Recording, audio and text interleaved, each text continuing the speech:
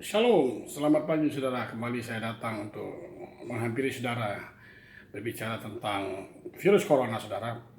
Saya menyampaikan bahwa corona ini betul-betul saudara betul-betul menjadi wabah yang luar biasa. Memang betul-betul diizinkan oleh Tuhan pada saat ini tanggal 17 April saat saya sampaikan ini saudara ya.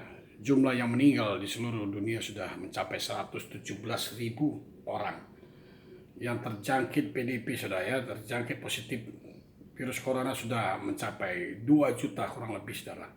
Dahsyat penyakit saudara ya. Ini semua wabah yang pernah terjadi seperti pembunuhan massal saudara. Ini seperti bencana Nabi Nuh, begitu juga saudara dari Ngobras. Saudara, saya mau sampaikan tentang apa dan bagaimana corona ini terjadi saudara ya. Saudara sudah tahu sendiri bahwa akhir zaman ini kehidupan manusia semakin dahsyat, ya, luar biasa kejahatannya gara-gara keinginan duniawi. Karena firman Tuhan sudah jelas dinyatakan pada akhir zaman manusia saling membenci orang lain dan tidak menghormati orang tua, anak tidak menghormati orang tua tidak mengasihi anaknya, dan manusia saling mementingkan diri sendiri saudara. Bahkan sampai di level yang mengklaim dirinya pelayan Tuhan sendiri sudah semakin jauh dari keinginan Tuhan saudara. Hanya pendeta-pendeta yang berkuat-kuat tetapi tidak ada yang hamba Tuhan saudara ya. Ya, semua pendeta saling mencari keuntungan dalam pelayanannya, saling mencari kekayaan saudara. Jadi virus corona ini sangat dahsyat saudara. Saudara, tetapi dalam hal ini juga suatu pembelajaran di dalam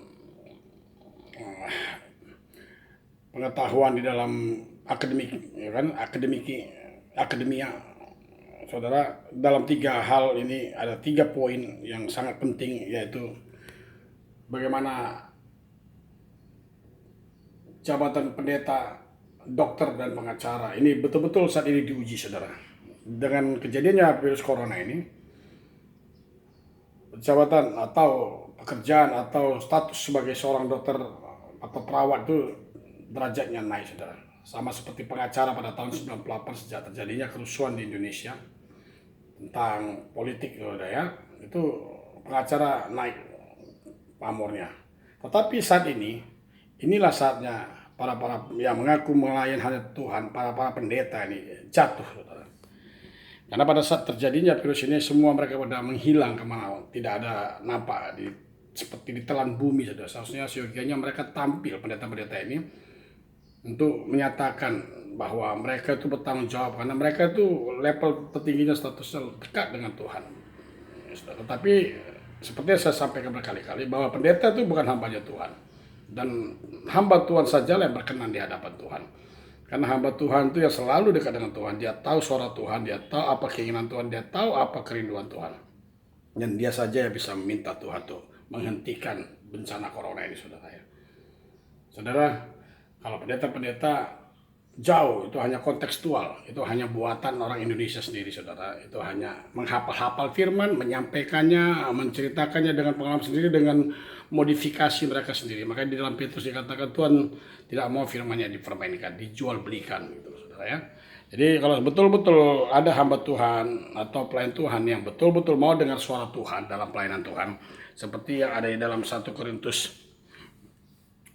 ya saudara, 1 Korintus 9 ayat 13 ya saudara, benar-benar seperti Rasul Paulus, dan juga di dalam 2 Korintus 4 ayat 6 saudara, itu jelas dikatakan dalam 2 Korintus 4 ayat 6 ya kan, setelah gelap terbitlah terang. Jadi kalau hamba-hamba Tuhan ini betul-betul melayani Tuhan dengan komitmen bertobat dari awal mereka bersumpah untuk melayani Tuhan, maka kegelapan itu akan hilang menjadi terang. Tetapi kalau kita lihat pada akhir zaman ini, justru apa yang ada di dalam firman Tuhan dalam 2 Korintus 4 ayat 4, akhir zaman ini manusia semakin masuk ke dalam ilah-ilah zaman. Ilah-ilah zaman itu tentang kekayaan dunia, harta duniawi, mamon. Makanya jelas Tuhan tidak berkenan dengan pelayanan-pelayanan yang ada pada saat ini. Karena semua itu hanya kamuflase saudara. Ini sekarang kan Tuhan tuntut bagi hamba-hamba Tuhan, pendeta-pendeta yang mengaku hamba-hamba Tuhan, yang sering bergembar-gembor merasa bisa melakukan mujizat, KKR, festival kuasa Allah, bangkit, sembuh dimanapun. Saya tidak perlu sebut namanya, tapi saya rasa semua yang menonton itu sudah tahu siapa itu orangnya. Anda harus buktikan, jangan Anda ngumpat, Anda larikan diri. Anda mempermalukan diri Anda dan keluarga Anda. Karena jemaat Anda mengetahui Anda sering membuat suatu demonstrasi, padahal semua itu bohong, tidak ada yang pernah terjadi, saudara. Jadi semua itu bohong. Ini waktunya Tuhan mempermalukan. Ya kan? Anda mengenal Tuhan, tapi Tuhan tidak mengenal Anda sama sekali. Itu yang Tuhan mau sampaikan, saudara. Jadi saudara mau berkoar-koar tentang kebenaran firman Tuhan, Tuhan tidak berkenan. Karena saudara tidak menyenangkan hati Tuhan.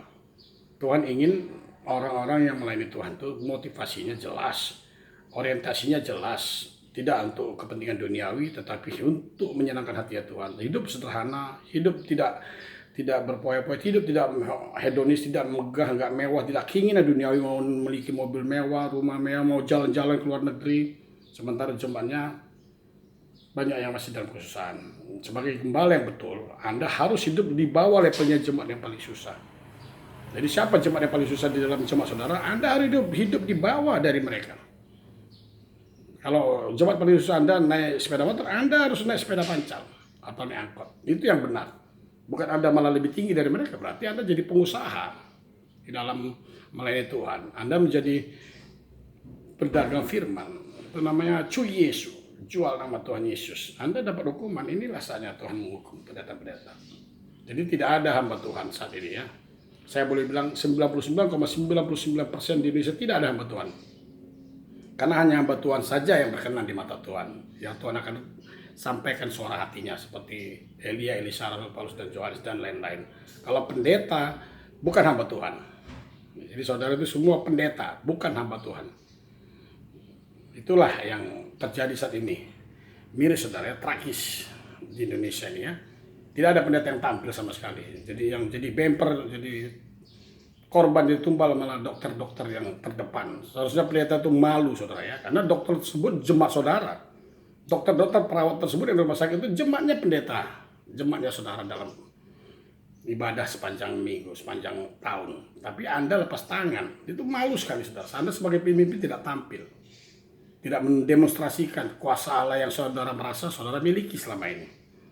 Sayang sekali saudara ya, saudara sudah betul-betul mempermalukan Tuhan. Dan semua umat di dunia, khususnya di Indonesia itu melihat dan mengejek-ngejek Anda. Karena Anda tidak benar di dalam melayani Tuhan. Motivasinya keliru selama ini. Dan itu dilakukan secara masif, secara bersama-sama hampir seluruh Indonesia. Jadi Anda malu terhadap diri Anda sendiri dan lihat Tuhan, bahwa Tuhan melihat Anda dari surga. Apa yang Anda lakukan selama ini semua itu tipu muslihat dan kebohongan saudara. Karena hanya untuk kepentingan dirimu, keluargamu, dan timmu saja. Tuhan Yesus memberkati. Semoga apa yang saya sampaikan ini benar-benar menjadi rema dan teguran buat kita bahwa pada akhir zaman banyak nabi-nabi palsu. Tetapi Tuhan katakan, nyahlah kamu sekalian hai pembuat kejahatan.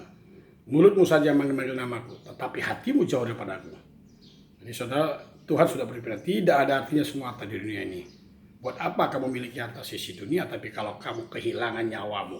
Jadi pada saat inilah diuji, bahwa nyawa itu di atas segala-galanya. Terima kasih, Tuhan Yesus memberkati. Haleluya.